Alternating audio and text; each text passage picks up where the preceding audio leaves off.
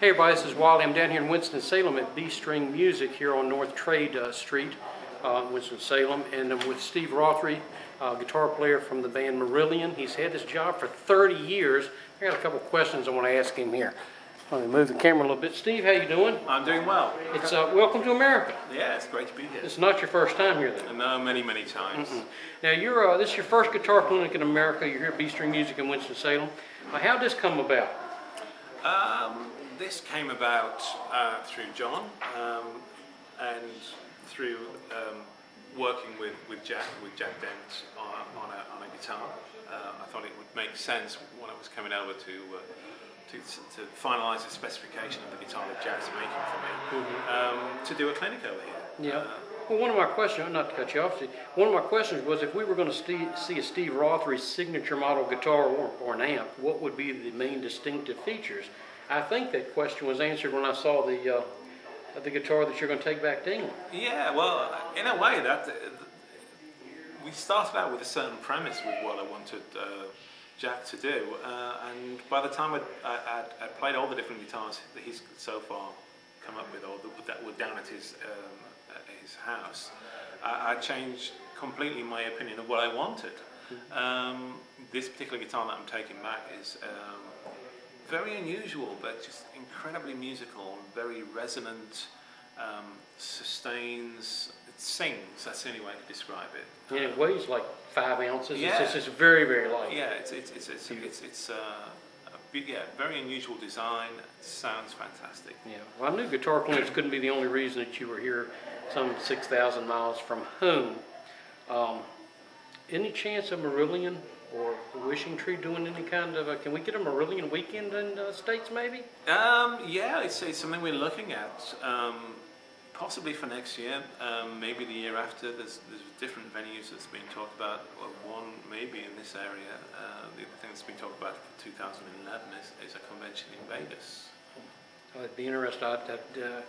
I've been to LA a few times, but I haven't been to Vegas. I would definitely be in Vegas to see Marillion. I didn't have any second thoughts about running down here to Winston-Salem to meet you for this. Thank you. You're still using the Lindy Fralin pickups too. Yeah. And I understand Lindy Fralin's going to be doing a special pickup for your specifications for the new guitar that you're getting. Yes, I understand. And I love his work. I think that by far and away the best pickups I've ever used. Yeah, that's what I've been told, and I've got a guitar with some Fralins in it that sounds great. The Racket Records, this is the organization that puts out your music and stuff. Yeah. These guys at Racket Records and Marillion, you put out a boatload of MP3s on your website, Marillion.com. Happiness is a Road series is one that's available now. It's just where y'all were recording every show every night, and it was available for download within a couple of days. That's right, yeah. I mean, it's just a great memento, I think, if you go to a concert and you really enjoy it, being able to download it a couple of days later is a perfect thing. Is there any particular, which one of those, if I was going to go get one of those, which do you think is the best show?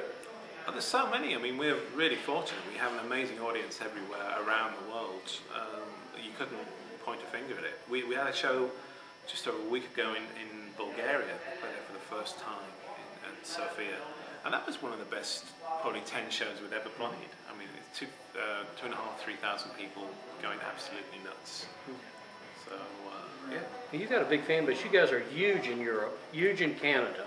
You're not quite as made it here in America. Does that bother y'all at all? I mean, you never set out and determined to conquer American per se, but I'm sure you would like to. Yeah, you'd like to. I mean, always, I think, every artist, every writer, you'd like your music to be heard as much as possible. It's not about how much money you can make, so much about how many people are enjoying what you do. The States is such a vast country to tour. We're more successful in certain parts of it than others, and I don't know. It's difficult because we exist in such a specific area of music. It's hard to get that sort of mainstream exposure that would be needed to cross us over to a bigger audience. MTV's not playing that kind of stuff now, and they like goofy lifestyle shows and game show stuff like that more than anything. Well, I think MTV and VH1 and all those channels, these young generations that are growing up, they don't really need to watch those. No, you can't really break a song in the same way once could. If they want to find out about a band, they'll just go onto YouTube and watch the videos direct as and when they want to. Lots of cool stuff on YouTube from Marillion stuff. It goes back to the first singer with Fish, all the way back. It's been 30 years. You've had the shop for 30 years. Have you been happy all 30 years? Pretty much so, yeah. I mean, there's always, probably one of the most unhappiest periods were in the early years when we were very, very successful, but the mood within the band was maybe not so good. But generally, yeah, it's been a blast. I mean, it's incredible to have a career of this length. I mean, 15 albums, and still to be enjoying it, to have the same passion for music that we once had. Well, you have a very strong fan base, and they'll even pre-order your CDs. Arachnophobia was the first time that's ever been done, and you pre-sold these, took in more than enough money to make the CD, and then you treated the ones that bought that CD to a little special treat. Yeah, no, we do that. We have these special editions, the pre-order versions. The first, sometimes 6,000 or 7,000 people even get their names in the booklet. It's a very thick booklet. And yeah, it makes it more than just a release. It's like more of an event for them. And it gives us the money that we need to survive and to be able to take the time to craft our music, because it's quite time consuming. The freedom to do it at your leisure rather than, of course, it's a job. It's not leisure. It's a job. Well, it's fun. Yeah, it's a fun job. It's the best job in the world. I can't imagine any other thing that would give you as much satisfaction. It's something. And when you're a lot of times at the shows, now Fish was the original singer, and he left, I guess, what, 87, 88? Yeah, 88. Yeah. Steve Hogarth came in a little while later in 88. Did it take y'all any time to get used to him? How soon did you feel comfortable that he was going to be right? Within about the first 5 minutes, really. By that point, we'd seen so many singers that were just so wrong. We wanted to find somebody different from Fish, but somebody that had something unique, their own personality and style of singing. And we could tell as soon as we started working with Steve that he had a great voice. He was working in a similar area of music, and he was a keyboard player as well as a singer, so he had more of an overall perspective on what was required. Now, did you know him before he tried out for the band?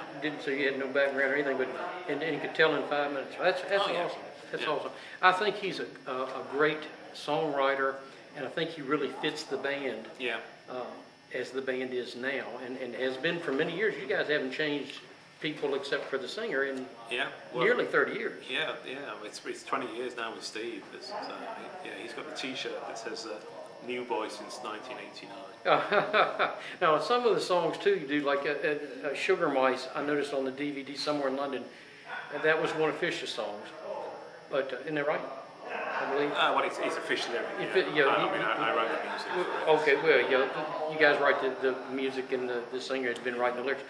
But he doesn't always sing the song. Sometimes he kind of sits back, and the audience starts singing. Oh, yeah. And they sing it very well. They do, yeah. It's incredible when that happens. I mean, sometimes they even sing the guitar solos. You know? Wow. It's an amazing, when you have one of those audiences, it's just a mind-blowing experience. That's got to be really satisfying and fulfilling for you as a musician, as an artist, to have that connection with those people. Yeah. Well, you see, sometimes you see people down the front crying at what you do. Maybe it's because we're so bad, you think. But no, it's because it's moving them. You know, the music, the songs are touching them in such a direct, emotional way, and it's a great thing. Well, you connect with the fans on so many levels. You do the Marillion Weekend. You do that in Holland, in Sweden. You were in Canada just back in April. I wanted to get up there for that, but I was afraid if I left the country, I couldn't get back in.